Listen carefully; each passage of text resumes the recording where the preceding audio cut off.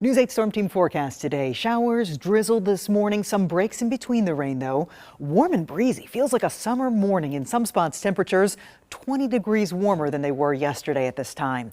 For the afternoon, rain at times, still warm and windy. We get to 62 degrees. Impacts begin this afternoon and evening as this cold front approaches and the winds increase. So we are looking at a 20 to 30 mile per hour sustained wind, gusts 40 to 50 this evening.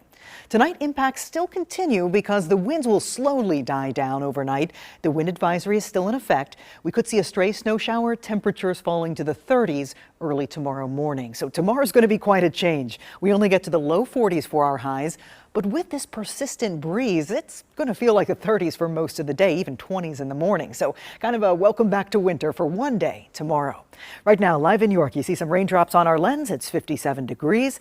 These temperatures look like a summer morning. 59 Carlisle, 56 and damp in Chambersburg. There's the wind advisory in effect for the entire Susquehanna Valley. Winds are going to pick up this morning. It's going to be windy, but it's going to get even stronger behind this cold front. So initially winds are from the south, then they flip around to the northwest this evening, 20 to 30 mile per hour sustained winds. Tomorrow, we're still looking at 15 to 25 in the morning, maybe 10 to 20 in the afternoon, but winds do diminish by tomorrow evening. There's our Storm Team Live radar network. One batch of rain lifting northeast to the west. Here's another batch of rain in Ohio. That comes in later this morning. Cold front back toward Chicago. That's due in this evening, so a pretty active pattern today.